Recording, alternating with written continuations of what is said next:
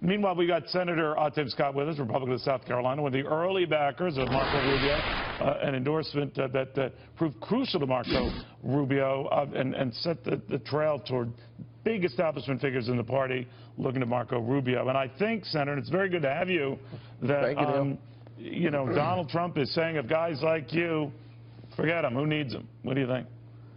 Well, obviously, he's celebrating the endorsements that he has, and Marco's celebrating the success he's had. But what we're really talking about is how Marco can continue to see Marco Mania take over Florida and win the Florida primary. The reality of it is that America needs Marco Rubio. We need a conservative individual. We need a principled conservative to lead us into the next American century. And I know that person is Marco Rubio. When you say Marco Mania, though, sir, where is the mania? I don't see it.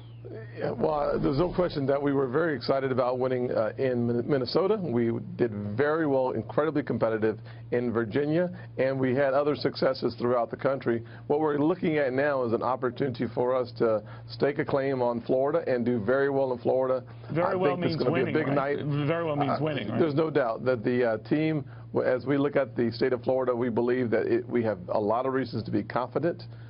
He understands and knows the politics of Florida, and frankly, his message resonates everywhere, but specifically the foundation of that message began in Florida. We're excited about the next few days that we have to continue the momentum through Florida. I know you're back in and all, but do you have the view, Senator, that if he does not win Florida outright, is his home state, that he should hang it up? I don't actually. This is a long process. The fact of the matter is that we're going to likely see a lot of activity around the convention. The truth of the matter is that Marco's path to the White House requires us, of course, to win the Republican nominee, and I think we're going to do that. The next several weeks will give us an opportunity to see how that will unfold, and I'm excited about that prospects. What do you make of what Mitt Romney was saying today? He didn't throw his weight or endorsement behind either your candidate or anyone, for that matter, that almost wanted a brokered convention. What do you think? Well, it's hard for anyone to try to figure out how to explain Trump's trajectory and or how to stop it. The fact of the matter is what we have to do in order to be successful is not to shoot barbs at Donald Trump. He only seems to get stronger when you do that. The reality of it is we have an opportunity to create the contrast that the American people want, the American people need, and that's a contrast based on what he said, what he's actually done. That we can win every single time.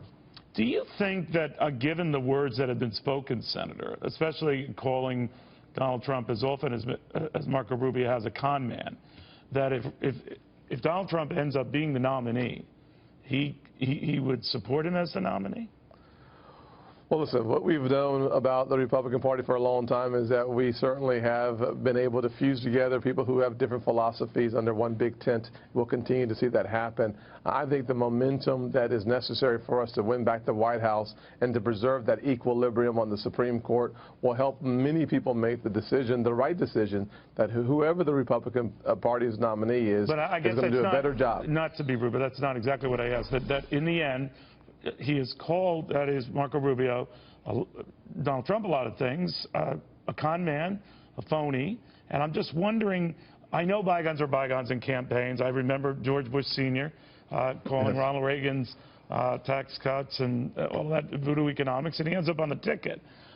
So you think that this would pass too, that Marco Rubio would, in that case, still end up supporting Donald Trump if he were the nominee? Well, it's good. The good news is what I'm really saying, Neil, is that I believe that Marco Rubio will be the nominee. In any hypothetical conversation that we must have today, I won't involve myself in, but I will be happy to have that conversation about how Marco Rubio wins his way to the White House. All right, that is very well handled. Let me finally get your sense of whether this is tearing the party apart, though, because you have, you know, it's the Hatfields and McCoys, and there's very little ground between them. I'm sorry? Well, I don't know that our party is being torn apart. There's no doubt that we certainly like to have a bit of a brawl during the primary season. We've seen it before. We'll see it again. The reality of it is we have a lot of strong folks in the party who understand that America is on the wrong track.